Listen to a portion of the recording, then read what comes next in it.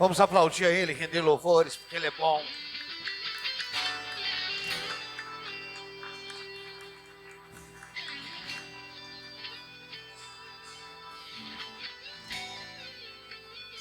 Glória a Jesus, podeis assentar. Thank you. Boa noite, graça e paz. Amém? Quantos podem dizer amém? Glória a Deus, glória a Deus, glória a Deus, glória a Deus. Irmãos, sabe uma coisa que é importante?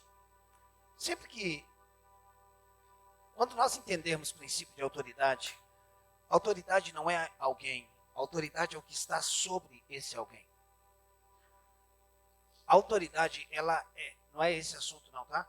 Mas ela é um representante de Deus. A autoridade é uma unção de Deus sobre alguém que expressa Deus. Nós não entendemos muito sobre isso. Quando alguém sobe aqui em cima, que seja um jovem, a autoridade está sobre ele, porque alguém delegou autoridade sobre ele está subindo debaixo de uma autoridade, e ele é uma autoridade. E quando alguém está abaixo de uma autoridade, ela direciona, ela conduz. Eu tenho um princípio para mim, você pode prestar atenção em qualquer momento. Sempre que alguém está aqui em cima e eu estou embaixo, a autoridade não está sobre mim, mas o Senhor é o pastor da igreja, mas eu não sou autoridade naquele momento eu sou ovelha. E se ele disser ergue a mão, eu ergo a mão. Porque ele é a autoridade ou ela é a autoridade. Então é muito importante, irmãos, a gente entender esses valores e esses princípios. Isso faz toda a diferença. Quem anda em autoridade vai ter um respaldo para ser autoridade. Amém? Glória a Deus. Abra sua Bíblia em 1 Reis 18. 1 Reis, capítulo 18. Marque lá o versículo 8 e nós vamos dar uma introdução desse assunto. 1 Reis 18, texto muito conhecido, mas eu queria que você abrisse o seu coração para isso. Faz tempo que eu estou fugindo desse assunto, faz tempo que eu não entro nesse assunto, mas o Espírito tem me movido para me falar sobre isso já faz um tempo. 1 Reis 18, abaixa mais para mim, por favor. 1 Reis 18, versículo 8, se você abriu, marque lá e olhe para mim. Olhe para mim. Existem assuntos que nós desconhecemos e nós ignoramos, nós não conhecemos determinado assunto. E nós não temos autoridade para acessar aquilo que nós não conhecemos. Esse é um ponto. Outro ponto é que existem assuntos que nos incomodam. Quando nós ouvimos, nos incomoda. E geralmente, o assunto que nos incomoda é algo que o nosso coração está preso. A nossa cultura religiosa, a maneira como nós aprendemos, ou ela nos liberta, ou ela nos escraviza. Deus está levantando homens e mulheres, como na época de Juízes, homens que são libertadores. Quantos podem dizer amém? Ninguém é Deus, só Ele é Deus, e nós entronizamos Ele aqui. A Ele a honra, a Ele a glória. Nós não vamos dar a ninguém o que pertence a Ele. Você pode dizer amém? Contudo, Deus levanta pessoas para nos destravar. Deus levanta libertadores. Esses dias eu preguei aqui que Deus esconde coisas em lugares. Deus esconde coisas em pessoas. E quando nós acessamos esse lugar, nós conseguimos desfrutar. Agora, não foi esse lugar que deu. Foi Deus que deu. Mas estava neste lugar. O ouro que nós acessamos na terra, na água ou nas rochas, foi Deus que colocou lá. Mas nós só acessamos quando nós vamos para aquele lugar. Existem coisas que Deus colocou em pessoas, e se nós ignorarmos essas pessoas, nós deixamos de acessar. Preste atenção nisso. Isso é muito importante, irmãos. Porém, essas pessoas não substituem Deus. Deus é insubstituível, irmãos. Mas Ele coloca coisas, por exemplo, como no pai e na mãe.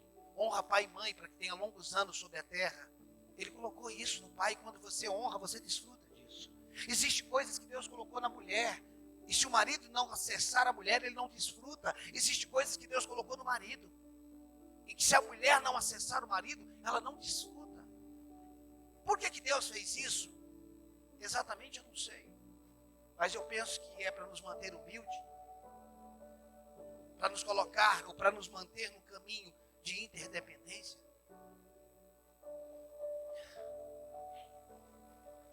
Durante muito tempo eu tive uma mentalidade sobre determinadas coisas. De um tempo para cá, muitas coisas na minha mente mudou. E tem mudado, mas algumas dessas coisas que mudaram, eu ainda não passei para a igreja. Muitas coisas têm sido mudadas dentro de mim. Eu tenho tido uma percepção no meu espírito que está vindo um tempo de muita abundância sobre a igreja. Obrigado pelos 5 amém que tem. Há um tempo de muita abundância.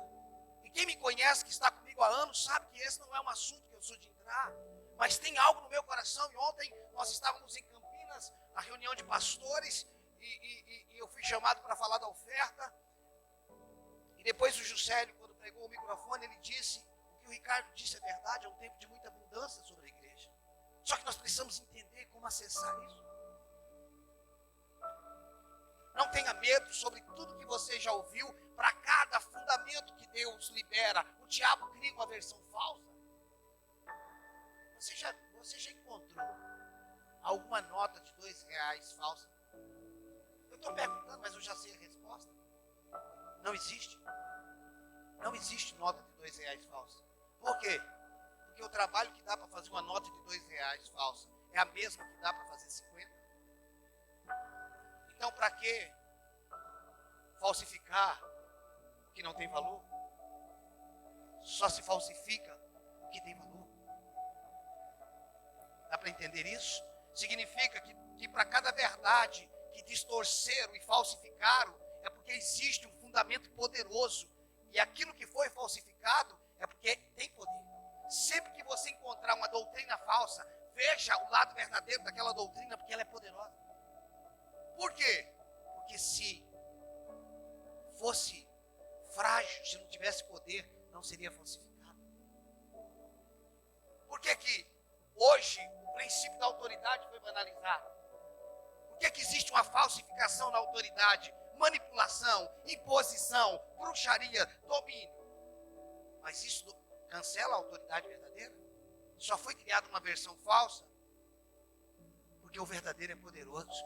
E a ideia de criar o falso é para que você despreze o verdadeiro.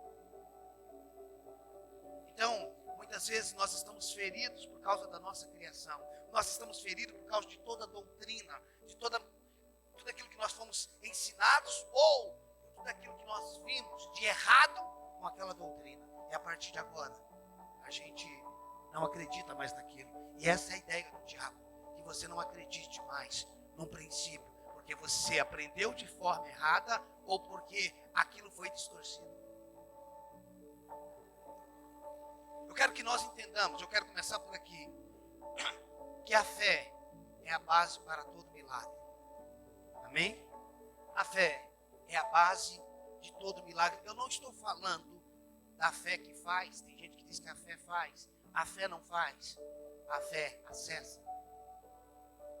Eu disse algumas semanas atrás que a fé não é emocional, ela não é sensorial. A fé é fundamental. A fé é um fundamento.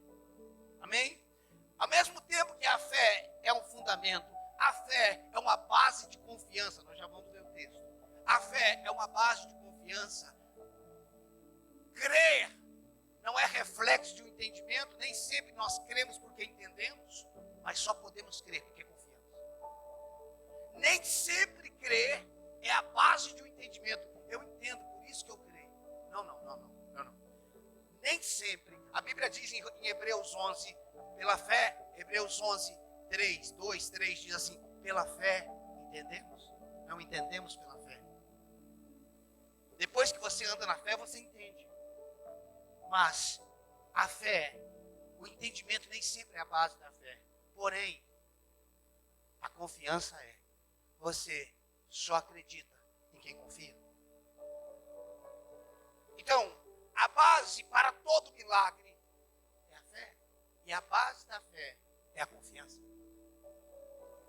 Esse é o princípio. Nós não temos motivo para não confiar em Deus.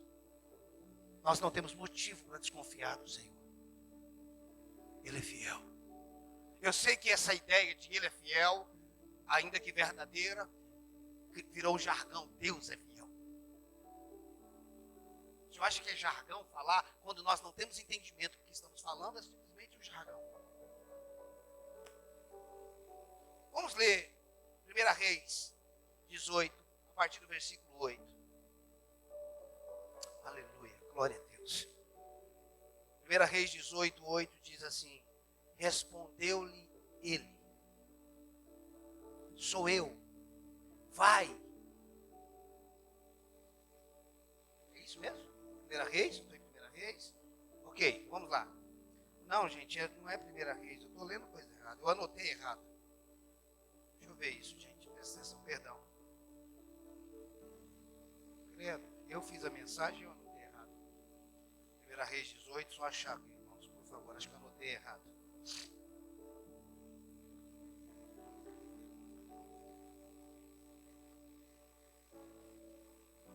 Credo.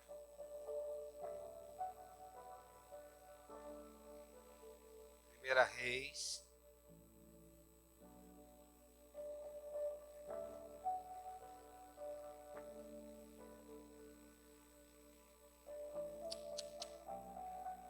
Fiz alguma anotação errada, irmãos. Espera que nós vamos chegar lá.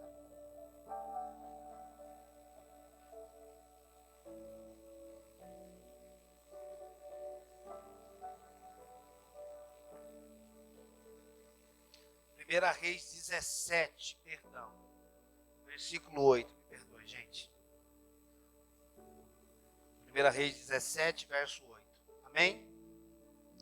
Então lhe veio a palavra do Senhor, dizendo: dispõe-te e vai a Sarepta, que pertence a Sidom, e demora-te ali, aonde ordenei a uma viúva que te dê comida. Então ele se levantou e se foi a Sarepta. Chegando à porta da cidade, estava ali uma mulher viúva apanhando lenha. Ele, Elias, a chamou e lhe disse: traze-me, peço-te, uma vasilha de água para eu beber. Indo ela buscá-la, ele a chamou e lhe disse: traze-me também um bocado de pão na tua mão. Porém ela respondeu: tão certo como vive o Senhor, teu Deus, nada tenho cozido.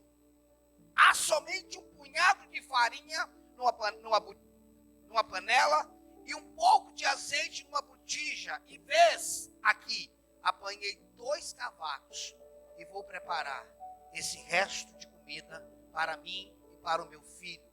Comê-lo-emos e morreremos. Elias lhe disse: não temas, vai e faze o que disseste, mas primeiro faze dele para mim um bolo pequeno e traze-mo aqui fora. Depois fará para ti mesma e para o teu filho.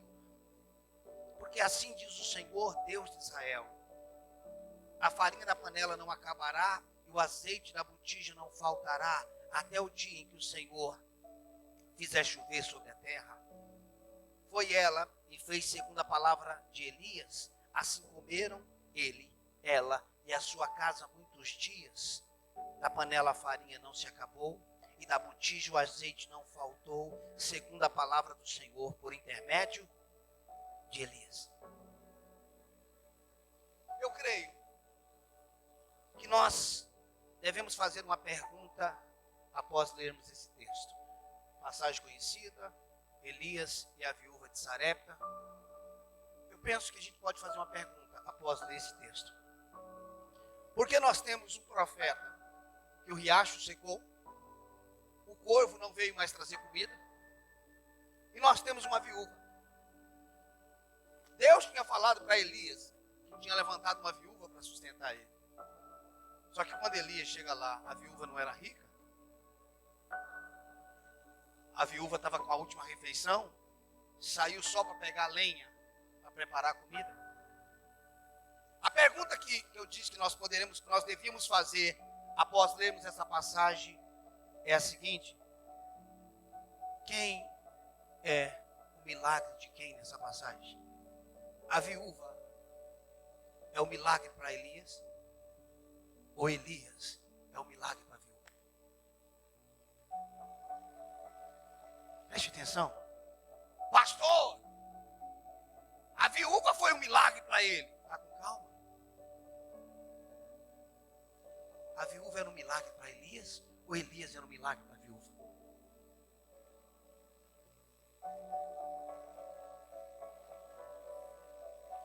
Agora, se nós lêssemos um pouquinho antes, nós vamos ver que Deus manda, ou que antes de Deus mandar Elias para Sarepta, Elias estava sendo sustentado. Ele estava sendo sustentado por quem? Pelo corvo e pela água que tinha no riacho. Ele estava sendo sustentado pelo corvo e pela água que estava saindo do riacho. O corvo trazia comida para ele todo dia. Quando Deus mandou Elias para Sarepta, não era ele que estava precisando de um milagre, mas a viúva que estava prestes a comer a sua última refeição. Ou seja, Deus poderia ter mantido o riacho fluindo. Deus poderia ter mantido o corvo trazendo comida.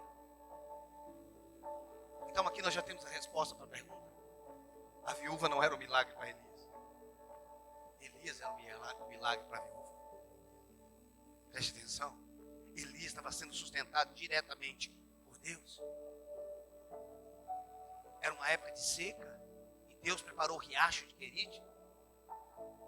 No meio de uma seca ter um riacho já é um milagre. Agora, se você quer um milagre maior que esse, você precisa ver um animal, um pássaro carnívoro, que é o corvo, trazendo comida, jejuando para levar comida para alguém. É isso. Ele deixava de comer e levava para Elias. Mas um dia o riacho secou e o corvo foi liberado do jejum. E quando Deus fala com Elias, diz: olha, pode sair daí e vai para Sarepta, porque eu preparei uma viúva para te sustentar. Mas Deus não deu detalhe de como a viúva estava. A viúva só tinha a última refeição. Agora, o que a gente precisa entender, eu já vi muita gente pregando sobre esse texto, e muitas vezes com muitas verdades. Elias não era um homem, um profeta, pedindo comida para a viúva. Elias não era um profeta, um homem simplesmente dizendo: faz para mim primeiro.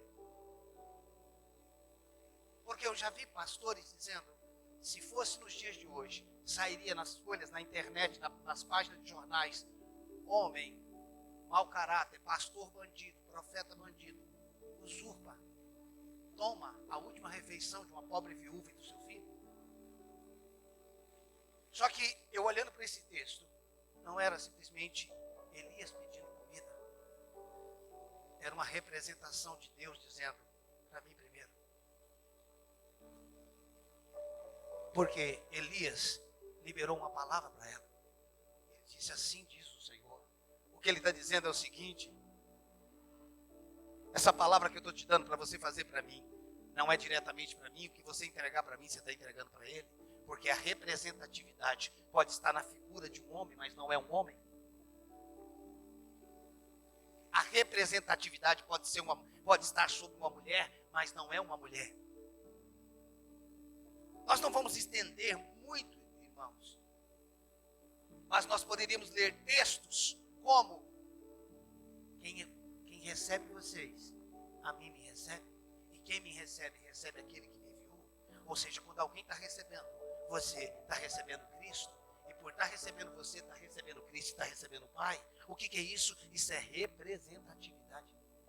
Então, não era Elias, um profeta, pedindo para a viúva fazer para ele primeiro, tipo assim: por eu ser autoridade, faz para mim. Não era uma visão pessoal. Era uma visão representativa. Eu estou representando Deus. Deus mandou eu aqui para você viver um milagre. Deus mandou eu aqui. Presta atenção, isso não é idolatria a homem. Nós estamos falando de um homem de Deus representando. Nós não estamos falando de um picareta. Nós estamos falando de um homem que representava Deus na terra. Que mesmo sem Deus falar para ele que não ia chover, ele disse, segundo a minha palavra, não chove. Deus falou, pode fechar a torneira. Porque o menino disse que não é para chover e não vai chover mesmo. O que era isso?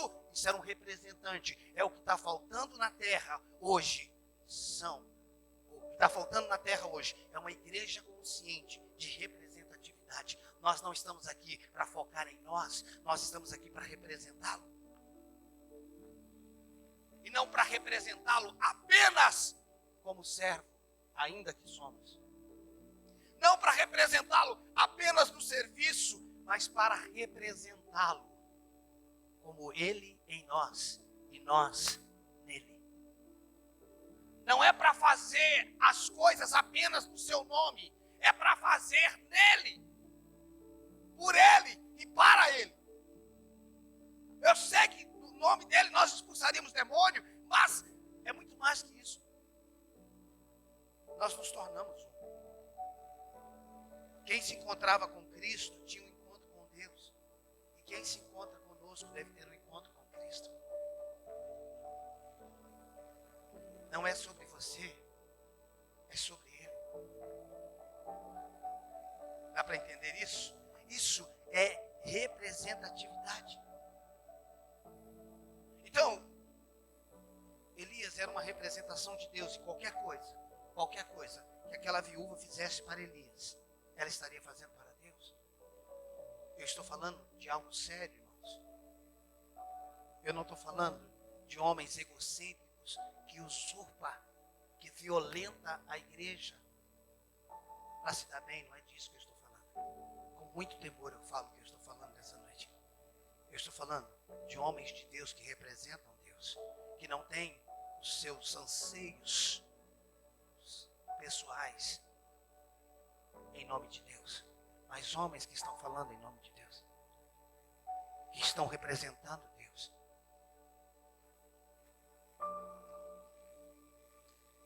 Elias disse, pega um copo d'água para mim.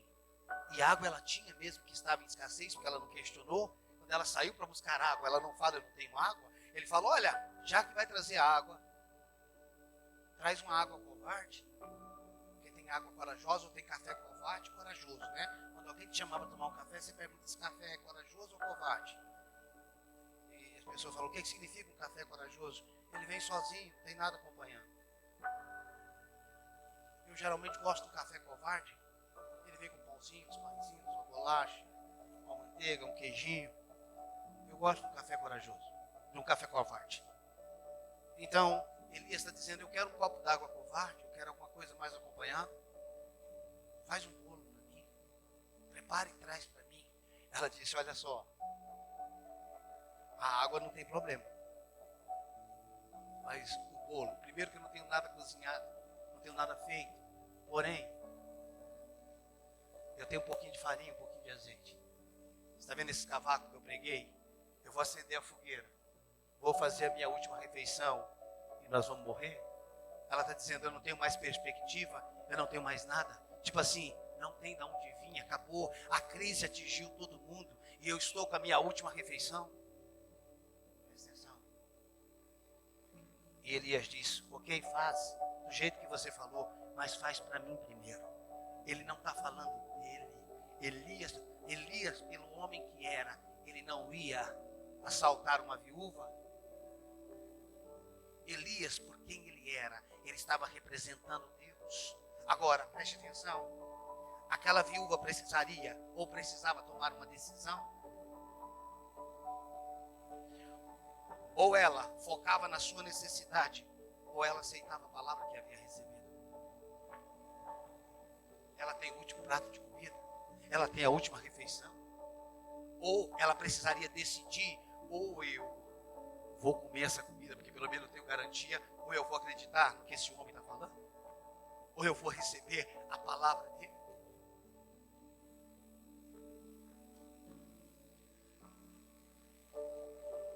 atenção, irmãos. Sempre, sempre e sempre que Jesus fez um milagre, ou tinha uma necessidade, ou tinha uma doença, ou tinha alguém morto, sempre que ele fez um milagre, o problema tinha. Sempre. Quando ele multiplicou o pão, é porque havia fome. Quando ele ressuscitou alguém, é porque havia morte. Quando ele curou alguém, é porque havia enfermidade. Ah, mas o que o senhor quer dizer com isso? É que todo problema é um ambiente perfeito para o milagre. Deus, eu quero viver tempos de milagre na minha vida. Você precisa pensar antes.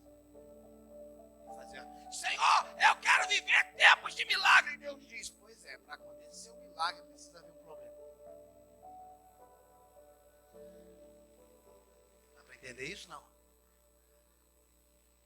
É igual unção, irmão. Quando você pedir a unção, você precisa entender que uns são e outros não são.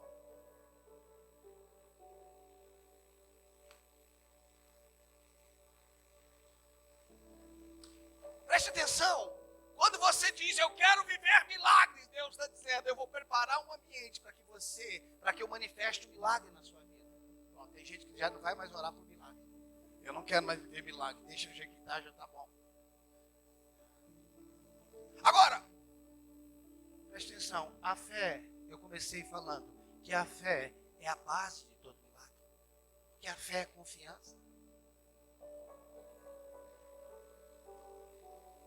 A fé é quando, em meio à circunstância, você decide continuar crendo. E continuar crendo significa, eu continuo confiando. Eu permaneço crendo no que Ele diz. Eu não sei se você já passou por algumas experiências do tipo, quando Deus disse que ia fazer, o negócio piorou.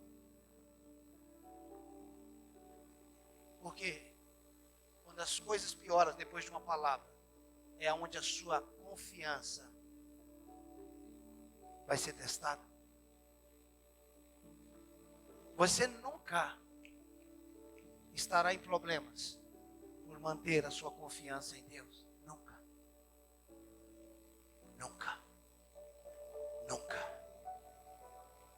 Hebreus 10, 23 diz, tenhamos firme a confissão da nossa esperança, porque fiel é o que prometeu.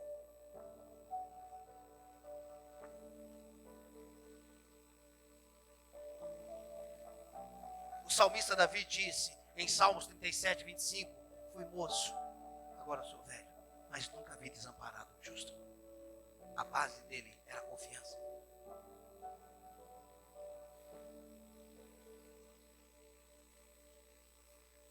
Agora, sempre que focamos o problema, a necessidade, rejeitamos a palavra e perdemos a oportunidade de vivermos o milagre. Sempre focamos o problema, e é isso geralmente que acontece. Sempre que focamos o problema, sempre que focamos a necessidade, rejeitamos a palavra e perdemos a oportunidade de viver o milagre. Por quê? Porque tiramos os olhos da palavra e agora passamos a focar o quê? O problema.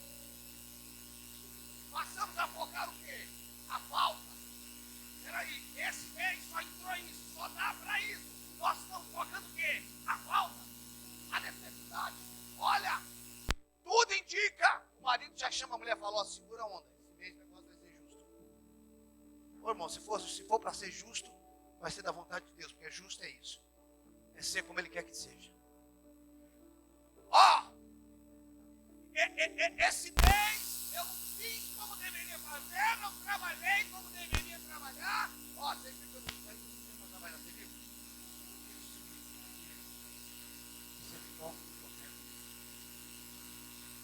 Isso é foco na necessidade.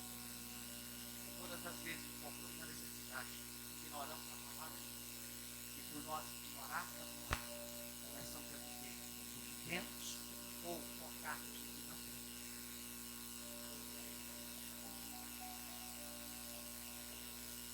O milagre. O milagre.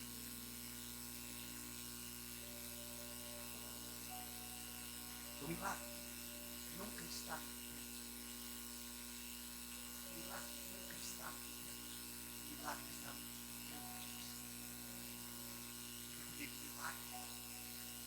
está no que eu tenho.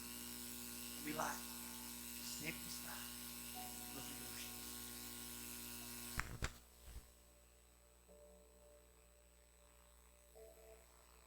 O milagre não está. O milagre está no que Deus diz. O grande problema, irmãos, é que quando as coisas acontecem nas nossas finanças, quando nós temos uma redução, ou quando aquele mês não foi como nós deveríamos, como sempre foi, nós começamos a focar naquilo e deixamos de fazer ou de ouvir a voz de Deus.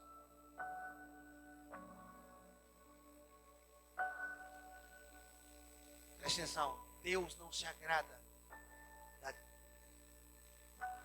da desorganização. Deus não é a favor da falta de administração.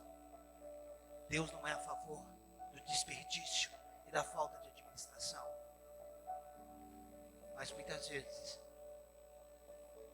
a administração é um disfarce da incredulidade. Não, como o negócio apertou, eu só estou administrando melhor. Não.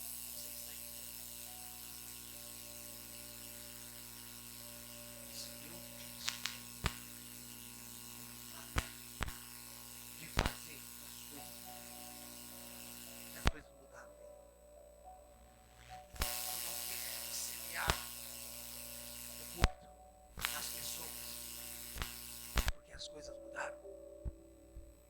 Eu continuo seguindo o que Deus diz, porque não é o que eu tenho que deve determinar o que eu vou dar, é o que Deus diz que vai me fazer continuar. Por quê?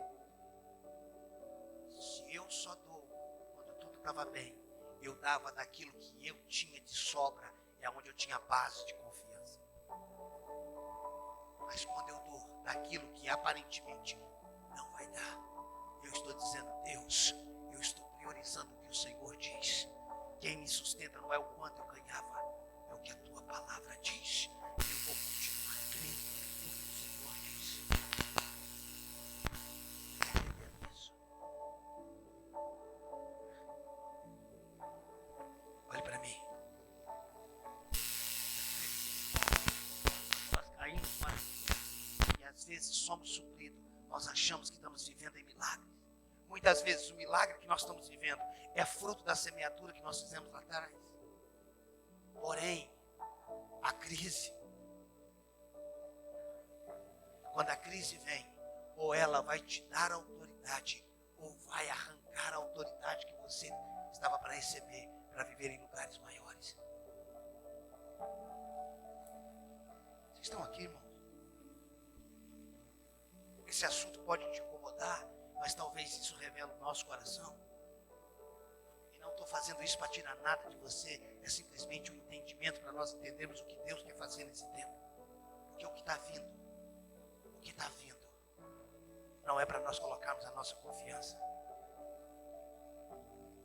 O que está vindo é para nós continuar confiando no Senhor. Aquela viúva tinha uma última refeição, ou ela acreditava na palavra, ou continuava no projeto dela. Irmãos, nós não estamos falando de uma mulher que tinha outros recursos. Nós estamos falando da terra de Israel. Nós estamos falando de um tempo de crise, de uma seca de 3 anos e pouco. Ela não tinha de onde tirar.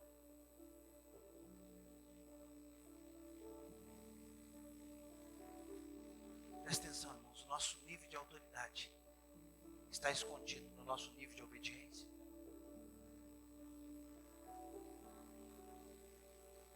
O nível, pastor, o que você está falando de autoridade? A autoridade é o poder que você tem de governo. Existem coisas que Deus coloca na nossa mão, e essas coisas revelam o nosso nível de autoridade. O que eu tenho entendido é que Deus não vai colocar muito na mão de todos. E você sabe por que nós temos dificuldade de entendermos isso? Olhe para cá. Nós temos dificuldade de entendermos isso porque vivemos num país democrático. Nós vivemos num país de democracia. E num país de democracia, nós temos nós temos. Só que o reino não é democrata, o reino é teocrata, o reino é monarca. Significa que numa monarquia você não é dono, você é dispenseiro. Você cuida daquilo que não é seu. E se o rei quiser, ele pode acessar em qualquer momento. Nossa cabeça não assimila isso, porque nós vivemos na democracia. Na democracia o que eu tenho é meu. Na monarquia tudo é dele. Dele, por ele e para ele. Dele, por ele e para ele. Quanto maior a nossa mentalidade de dispenseiro, maior o nosso nível de autoridade. Maior o nosso nível de expansão. Deus não entrega nada para o eu. Deus está entregando coisas para nós. Deus não quer entregar nada mais para homens que pensam em si. Deus quer entregar coisas para pessoas. Administra o meu reino. Olhe para mim. Se o que nós estamos ganhando só está prosperando a nós, nós podemos ter muita coisa, mas não teremos autoridade de alcance.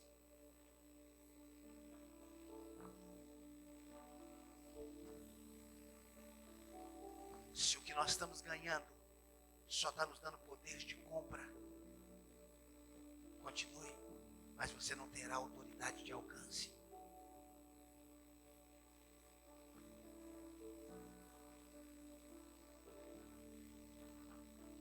Toda necessidade é um ambiente de milagre. Se você está em meio, quando eu falo uma necessidade, não é só recurso, mas é uma saúde, é um problema. Ali tem um ambiente propício para o milagre. Quando o povo estava com fome, Jesus perguntou como é que nós vamos dar comida para essa multidão. Ele sabia, ele só estava perguntando para testar. E um deles falou: tem um menino aí com 5 pães e 2 peixinhos. Mas o que é isso para tanta multidão, para tanta gente? Ele falou: põe para sentar. Você acha que assaltaram o menino? Enfiaram uma arma na cabeça dele e falou: dá ou morre. Qual foi a lábia? Qual foi a conversa? A gente não sabe, não está escrito. Mas de alguma forma, aquele menino entregou 5 pães e 2 peixes. Havia uma necessidade. E o menino entregou. A Bíblia diz que o menino voltou para casa com o povo cheio. E os pães vendidos. É isso que a Bíblia diz? Não? O que aconteceu? 12 cestos sobraram. Aonde existe uma necessidade, existe uma oportunidade. O que eu quero que nós entendamos, irmãos, é que Deus não quer o que nós temos. Deus quer provar o nosso coração. Não é o que nós temos. É aonde está o nosso coração. Olhe para mim, Ele não quer o que você tem. Se não for você, vai ser outro. Mas nós temos o privilégio, ou você tem o privilégio de ser você, eu tenho o privilégio de ser eu. Ei, se não for você, ele vai acessar outro. Ele é Deus. Não é que ele precisa.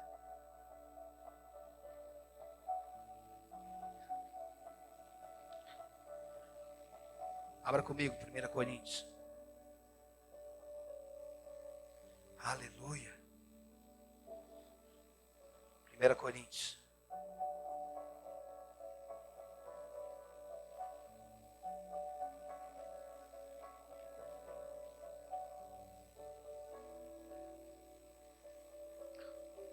Primeira não, 2 Coríntios capítulo 8, perdão. 2 Coríntios.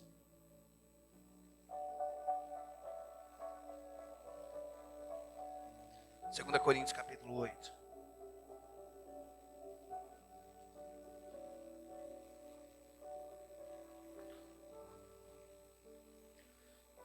Aleluia.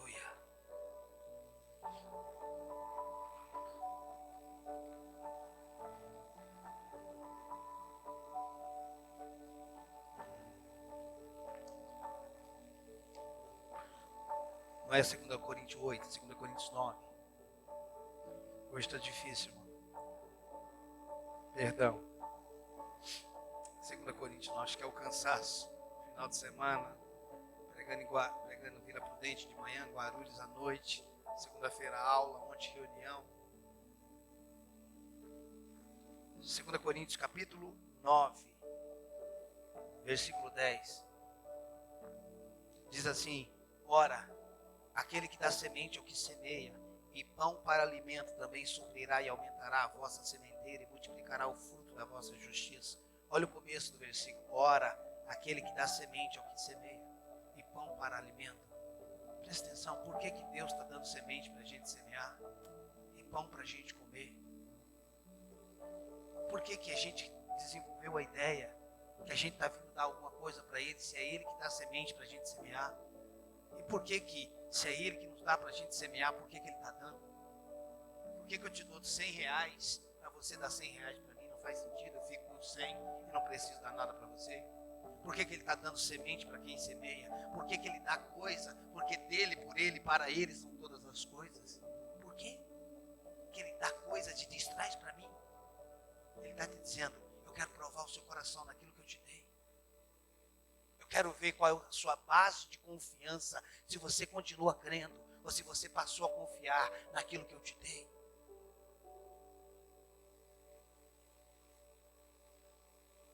Preste atenção, irmãos, isso tudo pode parecer uma conversa de dinheiro. Não, eu estou falando de uma base de confiança, de uma base de sustentação. Quando nós mudamos a nossa vida por causa de uma crise, significa que o que mudou a nossa vida foi a circunstância e não a palavra. E toda mudança concernente à circunstância não é mudança, são traumas. Toda mudança concernente à circunstância não são mudança, são traumas. Nós estamos definindo a nossa vida pelo que temos ou pelo que não temos. Nós nos tornamos capitalistas. Nós devemos definir a nossa vida pelo que Deus diz. Deus diz, eu sou. Deus diz, e eu tenho. Deus diz, e eu posso. E se Ele diz que eu posso, eu posso. Se Ele diz que eu tenho, eu tenho. Se Ele diz que eu sou, eu sou.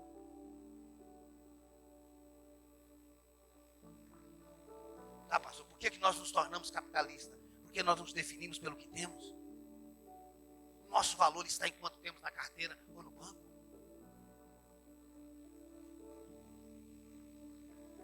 E se temos, dizemos que estamos bem, mas se não temos, definimos que não estamos tão bem. Estou quebrado. Você está quebrado por quê? Era para você estar quebrantado e não quebrado. Por quê? Porque a tua boca está publicando algo concernente ao que você tem ou o que você não tem. E se você acha que está bem pelo que você tem, você não tem nada. Porque você não está bem pelo que tem. E você não está mal pelo que não tem. Você está bem quando está nele. Você está bem quando a palavra dele é a sua verdade.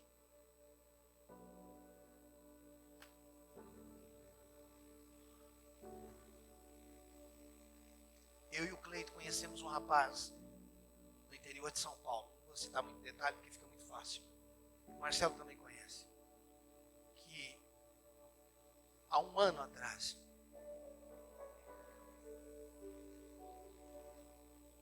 ele morava numa casa simples, era funcionário de uma empresa há 20 anos, numa profissão muito boa, mas empregado. E há algum tempo atrás, presta atenção, isso daqui é um testemunho, não é uma base de doutrina para ninguém, amém? Amém? Tem coisas que não são fórmulas, são direções. Ok? Não faça de uma direção uma forma, mas não tenta fazer de uma forma uma direção. Esse rapaz recebeu uma palavra de Deus, que Deus ia prosperar muito ele. E ele percebeu no coração dele que ele deveria dizimar, não 10%, mas 30%. Isso foi o que Deus falou para ele, foi o que ele decidiu fazer. E ele começou a fazer isso. Ele começou a desenvolver isso. Um dia eu trago ele aqui, ele vai ministrar para vocês isso. Ele pode pregar isso aqui para vocês sem o menor problema. E ele começou a fazer, e ele me disse, semana passada ele me ligou, falei com ele. E ele me disse, pastor Ricardo, teve meses que foi muito difícil dar 30%. As coisas ficaram justas. Mas eu não podia voltar atrás, porque Deus tinha me dado uma palavra. Deus tinha me dado uma palavra, e eu decidi agarrar aquela palavra. Porque, irmãos, tem momentos na sua vida que você vai ter que decidir, ou pelo que você está vendo, ou por aquilo que você está ouvindo. Ou por aquilo que você tem na carteira, ou por aquilo que Deus está falando. Se Deus disse, não importa se o dólar subiu ou abaixou, não importa se a empresa está contratando, não importa. A palavra dele vai cumprir. A palavra dele vai cumprir. E isso serve para qualquer área. E esse rapaz ficou firme. Eu não sei, não me lembro exatamente se ele foi pedir aumento para o patrão dele. O patrão não deu, demorou para dar a resposta. Um dia ele acordou e disse, hoje eu peço a conta. Ele foi até o patrão dele. O patrão dele tinha um sócio, ainda que o sócio não ficava próximo da empresa, mas tinha um sócio. E o patrão falou para ele, vamos conversar? Ele falou, eu não quero conversar mais. Eu aumento o seu salário. Ele falou, não quero. Hoje eu vim para pedir a conta. E foi o que ele fez. Ele pediu a conta. E quando ele pede a conta, que ele sai da empresa, o telefone dele toca. Eu estou falando de alguém que eu conheço, que eu fui na empresa dele, agora. E era o sócio do patrão dele. Ligando, vamos tomar um café agora. E ele foi tomar um café, e o sócio falou para ele, vamos abrir uma empresa. Ele falou, não tenho dinheiro. Ele falou, não preciso do seu dinheiro, eu só preciso do seu trabalho. Eu entro com tudo. 50% é seu e você vai me pagando à medida que a empresa tiver lucro. Ele falou, assim eu quero. E esse investidor falou para ele, qual o número da sua conta? Ele falou, por que você quer o número da minha conta? Porque você está cansado, você precisa viajar com a sua família. Isso era setembro, irmãos. Ele falou, você não vai fazer nada por enquanto, você só vai viajar e descansar. Depositou 200 mil na conta dele. Ele falou, vai descansar. E quando ele voltou, transferiu mais de 400 mil para a conta dele. Ele falou, vai comprar equipamento. E um dia ele sentou para conversar com o sócio falou para ele, você não pode andar com esse carro. Um cara que é um nível igual a você. Irmãos, assim, esses dias o sócio dele estava perto dele. Ele falou, cadê a sua esposa? Ele falou, a fulana foi levar as crianças na escola. Ele falou, o quê? O sócio dele falou, o quê? Sua mulher leva as crianças na escola? Você não entendeu o padrão que você está? Quem tem que levar as crianças para a escola é a empregada, não sua mulher.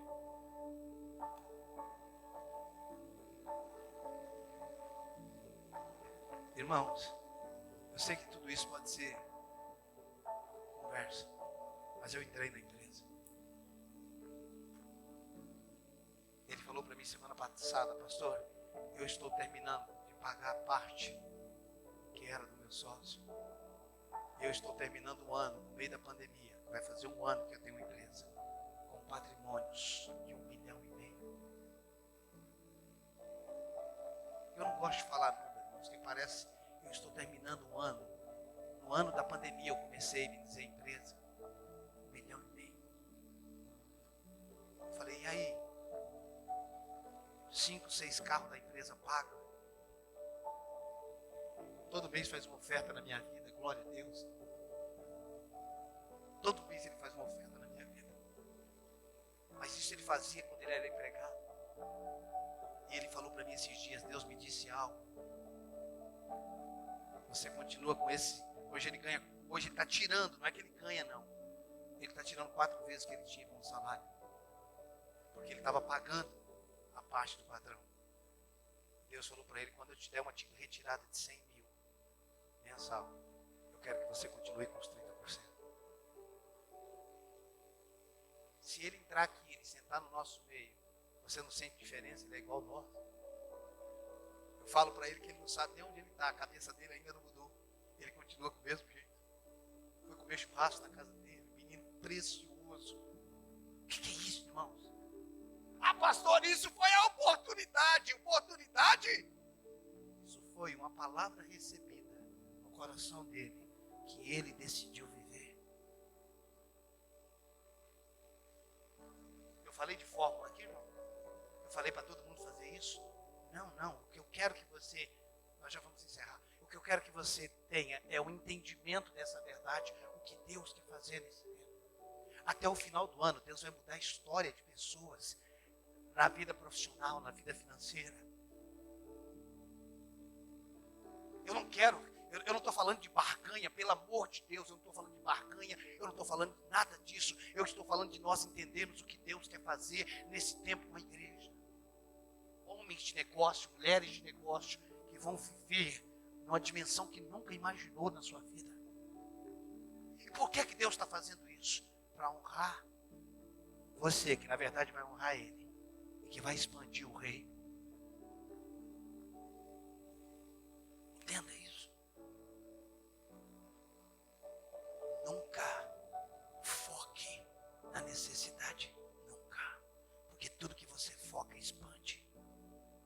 Permaneça na palavra. Hebreus 12:2. Olhando firmemente para o autor e consumador da nossa fé. Esse mês foi bom, eu continuo semeando. Esse mês foi fraco, eu continuo. E quando eu estou falando de semear, eu não estou falando simplesmente aqui. Eu estou falando de Deus direcionar você para pessoas e você fazer. Você só tem autoridade sobre aquilo que você tem poder de direcionar. Aquilo que você não direciona, você não tem autoridade, você é escravo. Nós só temos autoridade sobre aquilo que temos poder de mexer. Se você e eu, nós não temos poder de mexer nisso, nós não temos autoridade, nós somos escravos daquilo. E Deus não pode entregar dimensões maiores para pessoas com a mentalidade de escravo. Pastor, mas o senhor não está entendendo. O tanto que a minha vida, o tanto que o meu patrimônio cresceu. Você é escravo do seu patrimônio. Você é escravo do que você está tendo. Você, na verdade, desculpa, só está criando ídolos. Só são seus deuses. Você tem coisas, mas não tem prosperidade. Prosperidade não é ter. Ter está dentro da prosperidade, mas nem todo mundo que tem é próspero.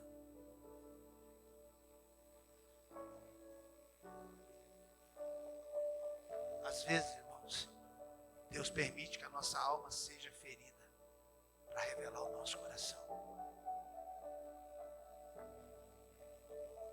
Quando a cabeça é ferida, o coração é revelado. A minha intenção com uma mensagem como essa, e quem sabe eu continuo na quarta que vem, esse assunto também é difícil para mim.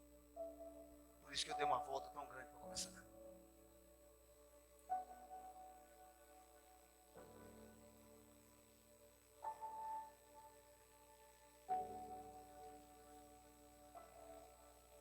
Se nós não entendermos o que Deus quer fazer nesse tempo,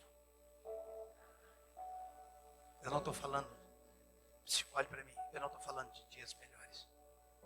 Eu estou falando de vidas transformadas, de projetos que vão nascer, de ideias que vão surgir, de posições que você nunca imaginou que você iria chegar.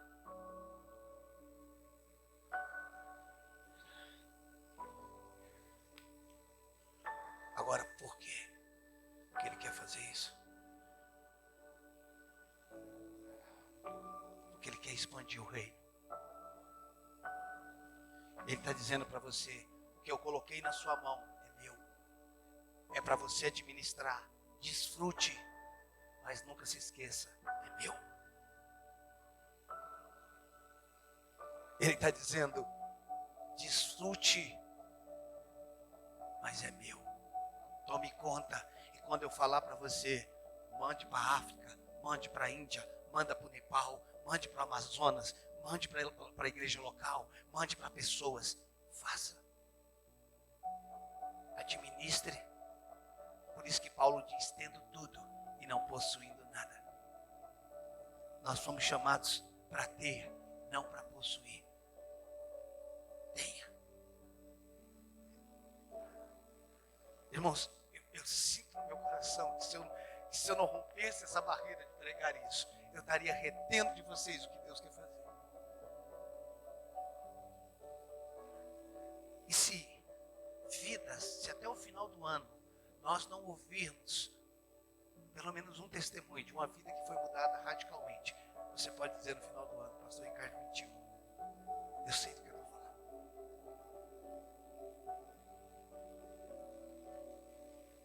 Eu sei que alguns nesse momento estão pensando assim: não faz o menor sentido, a minha vida vai mudar, porque do jeito que eu vejo não tem para onde sair.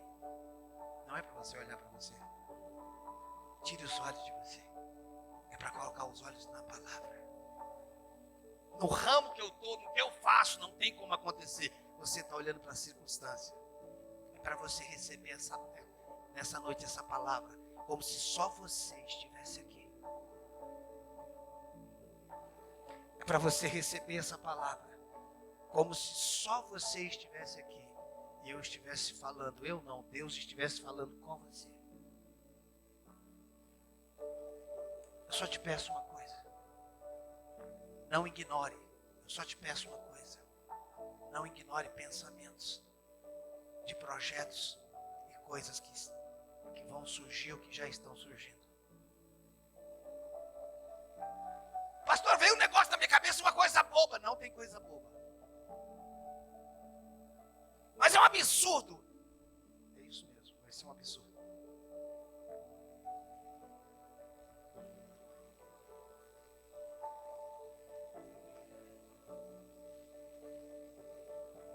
Não é sobre você, não é sobre eu, é sobre Ele. É sobre Ele. Eu não quero tirar nada de você. O que entra aqui não é para mim, é para Ele, não é meu. O Senhor é o pastor, eu sou o pastor, não sou dono do dinheiro. Eu não estou falando só daqui, eu estou falando sobretudo de um coração.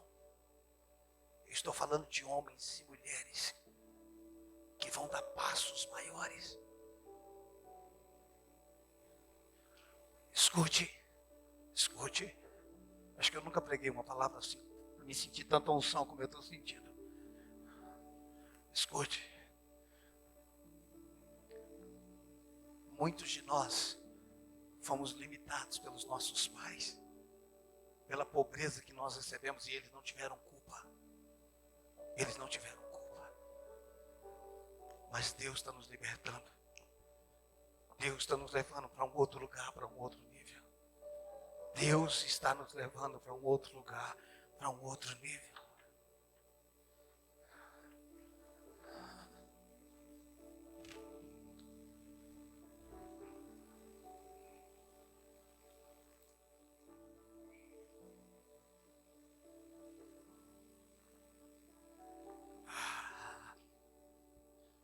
Não tenha medo, escute, não tenha medo, não tenha medo, não tenha medo, não tenha medo, não tenha medo. Se aquela viúva ficasse com medo, ela não sairia, ela não viveria. Aquilo resolveria um dia, aquela comida manteria ela satisfeita e o seu filho por um dia. O que a palavra fez com ela, sustentou ela por muito tempo. Nem só de pão viverá o homem, mas de toda a palavra que sai da boca de Deus.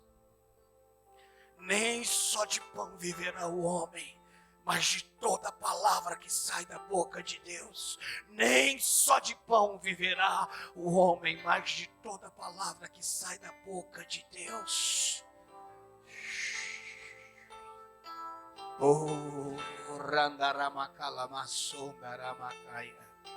Você pode se colocar de pé. Daqui a pouco eu vou direcionar você para uma oração que está no meu coração. Você pode ficar de pé, de joelho. Eu não sei como é que você está recebendo essa palavra.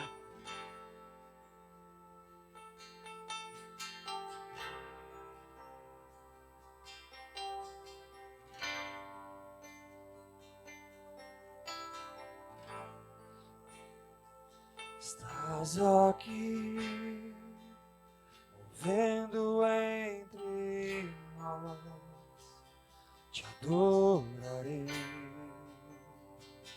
te adorarei. Estás aqui, mudando destinos, te adorarei.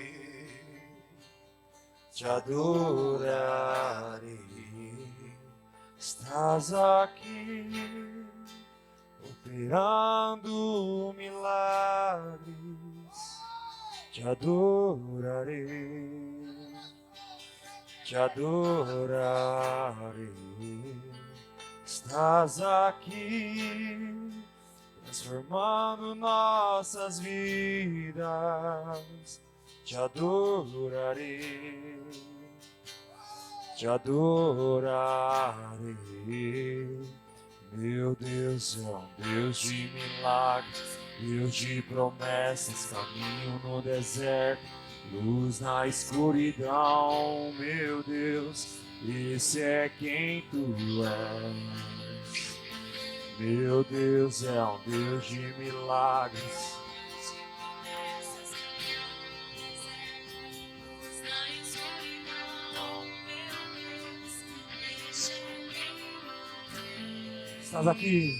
Estás aqui, tocando os corações, te adorarei, te adorarei. Estás aqui, curando multidões, te adorarei.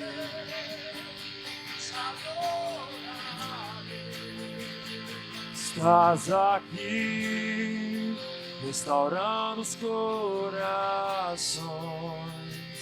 te adorarei.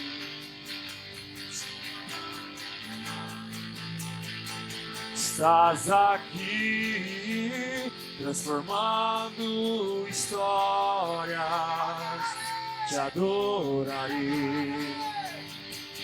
Te adorarei. Meu Deus é um Deus de milagre, Deus de promessas, caminho no deserto, luz na escuridão. Meu Deus, esse é quem tu és. Oh, meu Deus é um Deus de milagre, Deus de promessa, caminho no deserto, luz na escuridão. Meu Deus, esse é quem tu és. Meu Deus é. Meu Deus é um Deus de milagre, Deus de promessa, caminho no deserto, luz na escuridão. Meu Deus, esse é quem tu és. E esse é quem tu és. Esse é quem tu és. Oh.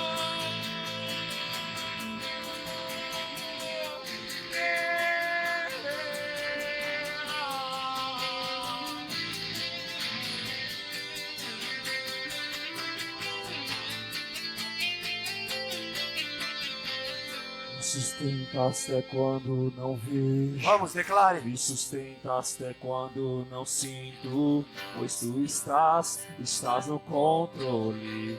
Pois tu estás no controle. Me sustentaste até quando não vejo. Me sustenta até quando não sinto, pois tu estás no controle. Vamos lá, levanta sua voz.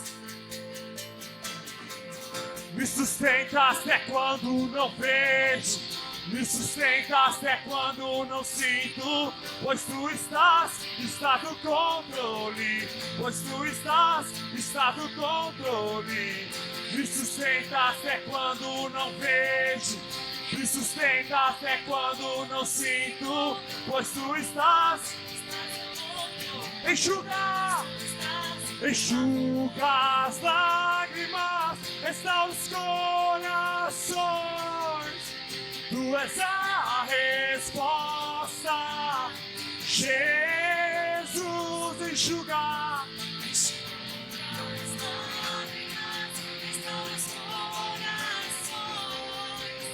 Tu és a resposta. Oh, meu Deus é um Deus de milagres, Deus de promessas, caminho no deserto, luz na escuridão. Meu Deus. Olhe para mim, por favor. Eu quero convidar você a fazer algo, mas só se você quiser. Presta atenção. Eu estou falando de algo que está no meu coração. Eu quero fazer um momento de arrependimento aqui. E eu quero fazer parte disso. Nós vamos nos arrepender do quê, pastor? Nós vamos dizer para o Senhor, nós vamos declarar ao Senhor, Senhor, eu quero me arrepender todas as vezes que eu deixei de dizimar. Por estar passando dias difíceis. E eu deixei de acreditar na tua palavra. Naquele momento eu perdi, eu deixei. Eu não estou falando quando eu não recebi nada. Porque a nossa fidelidade não está baseada em valor. A nossa fidelidade está baseada em fé. Eu quero que nesse momento, irmãos, nós nos arrependemos diante do Senhor. Senhor, eu quero pedir perdão por todas as vezes que eu deixei de confiar no Senhor. Por isso que eu não fiz. Eu não fiz em relação ao púlpito, ao gasofilácio. Eu não fiz em relação ao órfão, à viúva. Eu não fiz em relação a missões. Eu não fiz em relação a pessoas. Eu quero te pedir perdão, porque naquele momento a palavra não governou a minha vida. Só se você quiser fazer isso. Eu tenho isso no meu coração, irmãos. Eu sei que nós podemos nos arrepender. Todas as vezes que eu deixei de acreditar no Senhor e eu não fiz. Porque eu olhei a minha necessidade, não o que a tua palavra diz. Eu olhei para a minha realidade e deixei de olhar pela tua palavra. Você pode fazer isso se você quiser. E depois de você ter se arrependido, você pode dizer, Senhor, me liberta disso. Eu nunca mais quero viver isso. Nunca mais. A minha necessidade vai ser meu Senhor. Nunca mais. O pouco vai me dominar. Vamos. Se você quiser isso, se não, só feche os teus olhos. Você não é obrigado a fazer isso, irmãos. Senhor, nós nos colocamos diante do Senhor como igreja. E queremos pedir perdão. Por nós focarmos, por nós colocarmos a nossa confiança em outras coisas. Nos perdoa, Senhor, porque nós desacreditamos do que a tua palavra diz. Nós deixamos de confiar na tua verdade. Nós deixamos de confiar, Senhor. Nós deixamos de confiar na tua palavra, no que o Senhor diz. Eu quero me arrepender nessa noite, Senhor. Eu quero te pedir perdão nessa noite, Senhor. O sangue de Jesus nos purifica de todo pecado. E a questão não é de ter trazido dinheiro. Nós estamos nos arrependendo, Senhor, não por causa do dinheiro. Nós estamos nos arrependendo pela confiança na base errada. Por confiar na coisa errada. Por acreditar na escassez. Por acreditar naquele momento, Senhor. Eu quero que o Senhor nos liberte, Senhor, de todo espírito de incredulidade. Eu quero que o Senhor nos liberte de toda dúvida. Eu quero te pedir perdão porque nós duvidamos da tua fidelidade, do teu amor, de tudo aquilo que o Senhor fez em Cristo Jesus por nós. Senhor, eu creio no meu coração que esse arrependimento nos coloca em outra realidade. Eu creio no fundo do meu coração que histórias estão sendo mudadas, porque o arrependimento, Senhor, Nos coloca em uma nova posição, em uma nova condição. Senhor, que a avareza, que o mamon caia por terra nas nossas vidas. E que somente o Senhor seja o Deus da nossa vida. Eu quero liberar, Senhor, milagres. Eu quero liberar, Senhor amado, empresas, negócios, coisas acontecendo em nome de Jesus. Eu libero, Senhor. Eu quebro fortalezas de escassez. Eu quebro fortalezas de necessidade. Eu quebro fortalezas de limitações.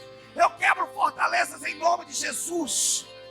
Geracional, cultural, pela família que nós viemos. Eu quebro, Senhor.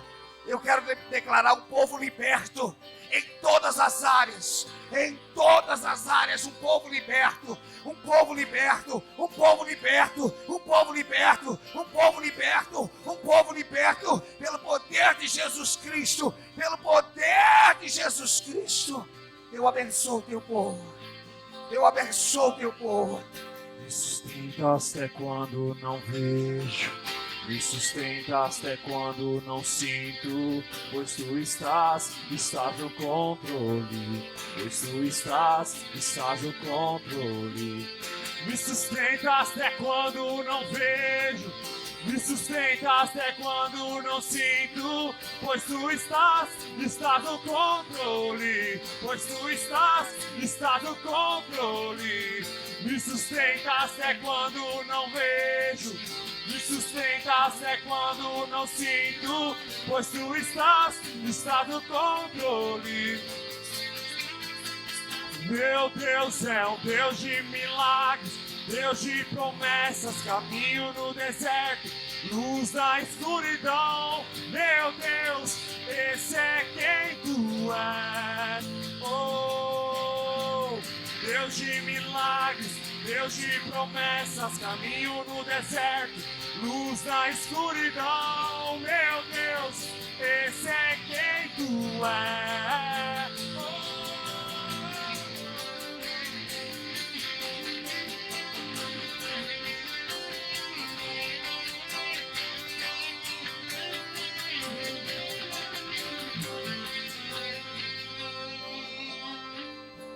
Olhe para mim. Se a sua mentalidade estiver errada, eu vou te dizer o que você ouviu nessa noite. Se a sua mentalidade estiver errada. O pastor nessa noite falou sobre dinheiro. Eu não falei sobre dinheiro. Eu falei sobre base de confiança. Você está entendendo? O problema não é quando nós omitimos trazer ou ofertar sobre alguém. É o que está por trás dessa omissão. Você está entendendo? A avareza, ela só omite, ela só esconde um Deus chamado idolatria. Todas as vezes que Paulo fala sobre avareza, ele fala que é idólatra. Então, às vezes a gente está pensando que é dinheiro, não estou falando de dinheiro. Qual é a base de sustentação da minha omissão? Por que eu não entreguei para o irmão? Por que eu não mandei? Pastor, eu não mandei porque eu não tinha. Não. Deus nunca te pede algo. Ele nunca dá uma direção que Ele não tenha te dado condições de cumprir. Olhe para mim. Quando Ele diz, fazei, Ele te deu condição para você fazer. Quando Ele diz, sede santo, Ele não está dizendo, se vira e seja santo. Ele está dizendo, eu te dou condição de ser santo. Quando Ele diz, perdoa, Ele está dizendo, eu te dou condição de perdoar, porque eu te perdoei. Quando Ele diz, dá, e vos será dado, Ele está dizendo, eu só estou pedindo para você dar, porque eu te dou condições de dar. Quando Ele diz, trazei, como é que Ele está pedindo para mim trazer algo que você não me deu condição? Ele está dizendo, sobre o que eu te dei, você traz. E aí você vai revelando a sua base de confiança. E à medida que a sua base de confiança cresce em mim, não é que eu te dou mais, eu confio mais a você.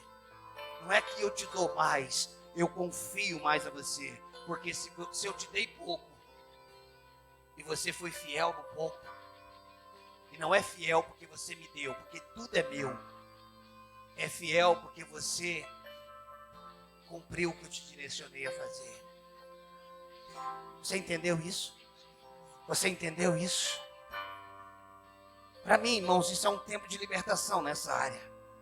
É libertação para você que está ouvindo e é libertação para mim falar.